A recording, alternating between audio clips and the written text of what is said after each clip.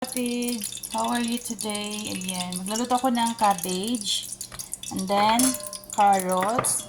And then alam niyo guys, ang itapings ko nito is yung burger patty. Ayan, kunin ko muna.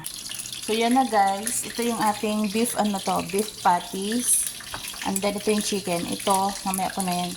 Inuna ko na muna yung beef. Okay.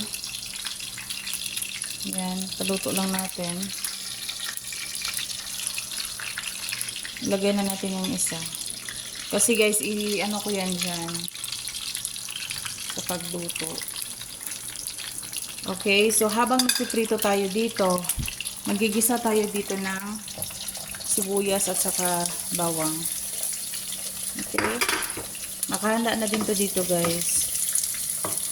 Para mabilis yung ating pagluto. Ayan yan guys, tag ito butter, kaya madami yung nilagay ko. Hindi ko alam magtansya ng butter kasi bukol-bukol nga siya, bugol-bugol. Di bugol, buo-buo, okay? So ayan, gisa lang natin. So, dito natin ipaluto yung ating carrots at saka cabbage, okay? Pagkatapos maluto ng carrots at cabbage guys, hiwa-hiwain natin yung burger patty and then ilagay natin dito. Okay? Masarap ito guys. Na-tryan ko na to. So yan, lagyan natin ng paspara. Okay, yan lang ang pantimpla ko kasi talaga. Tapos itong magic sarap nila. Yan lang. Okay, and then asin lang.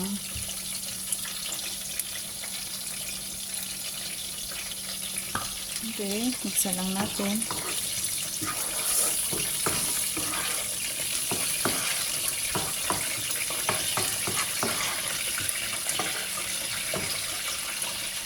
Okay, luto na siya agad. Matapang.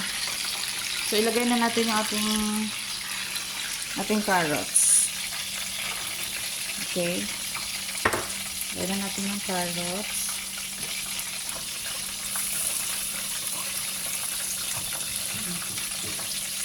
Ganyan lang.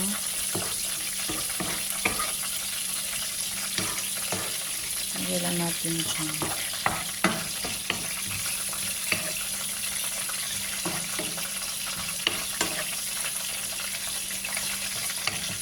Sarap nito guys. So, paluto lang natin yan.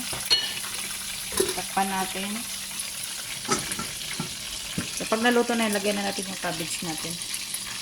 So, dito tayo. Baka luto na.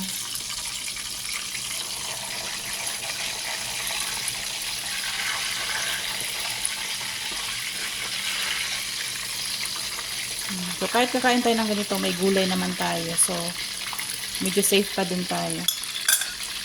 Na. So, dito yung cabbage natin, nakahanda natin. Ito yung butter kasi guys, na ginagamit ko pang luto. Pinutusok-tusok ko lang yan. Sabi kasi ng amo ko, gamitin ko na daw. Sabi niya sa akin, sabi na gamitin mo yan.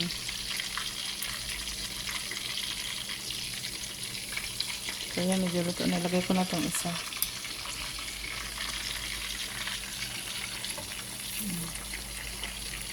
Para habang nagpapaluto yung dalawa na yan, yung isa naman nagpapainit na din siya.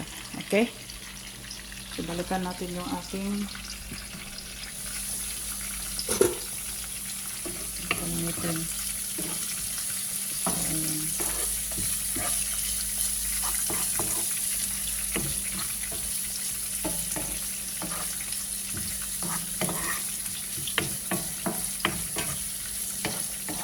Hirap pagluto guys, pero nakakatuwa.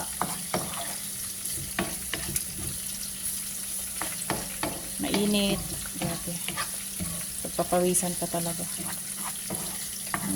Kapag nagluto ka. Papasan natin. Ayan.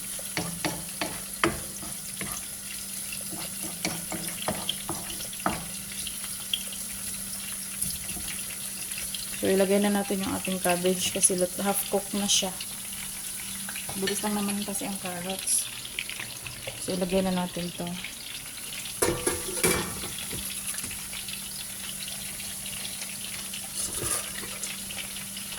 Mga 3 kainan ko na ito nahulog. Ito ko.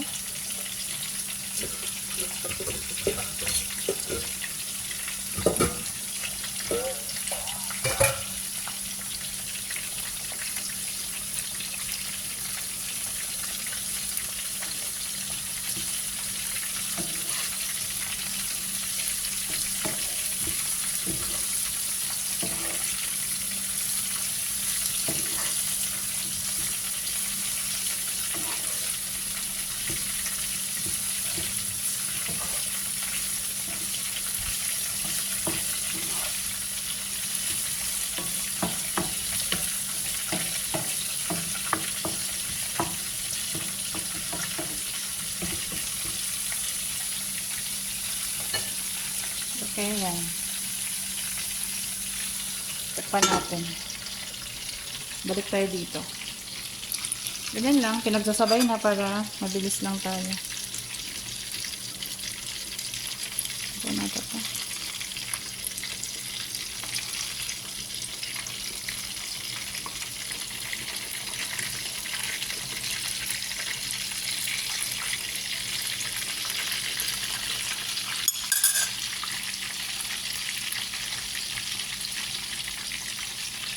Dali lang. So, yan guys, nalagay ko na yung manok kasi luto na yung ating beef. So, ginanito ko siya guys, oh. Ginunting ko siya para maluto talaga yung sa loob. Gusto ko kasi yung lutong-luto siya. Okay, so ayan, malapit na tayo dyan. So, dito, let's see kung ano nang nangyari sa ating cabbage. Parang luto na din ito. Luto na din. Luto na siya. Yan, kailangan natin tikman ito.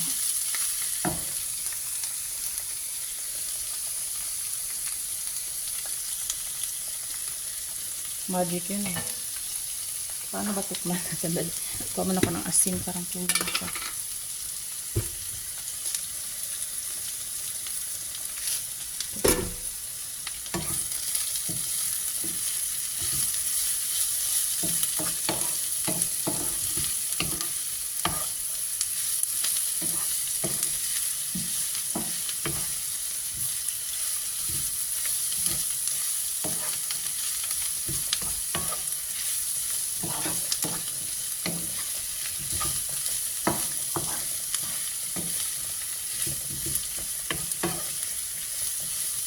So, luto na to.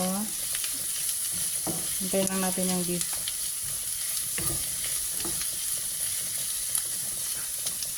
Takpan ko lang yun siya tapos pahinaan yung apoy. Dito malapit na. Okay na to. Ito na yan. Gusto kong ganito. Ito manok, mabilis lang yun. Pinag-iisa ko na sila guys. Ako lang naman ang kakain. Hindi naman tayo masilan sa lasa. So pwede na tayo dyan. Okay? So ayan, ito ihiwa-hiwain ko lang para malagay ko na doon sa ating cabbage. Okay? Madali lang. So ayan guys, luto na yung ating manok at saka ating beef.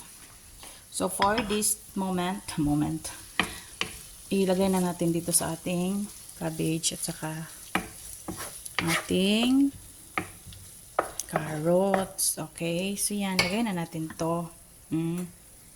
Diyan. And then, mikas-mikas lang natin yan. Yan. Yan lang. Okay. Ito lang guys.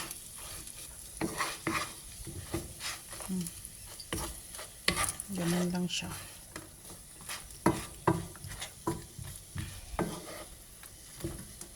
Ayan. Ganyan lang. Takpan lang natin to ng mga 1 minute para mag-combine yung lasa ng ating beef, manok at saka gulay. Okay? Pagkatapos niyan, pwede na siyang kainin. Okay. So, yan lang guys, oh. Matrabaho siya. Pero worth it. So, takpan natin after 1 month. 1 minute. So yan guys, after 1 minute, buksan natin. Siguro nagsama-sama na yung mga feelings nila dito, no? Ayan. Pwede na to.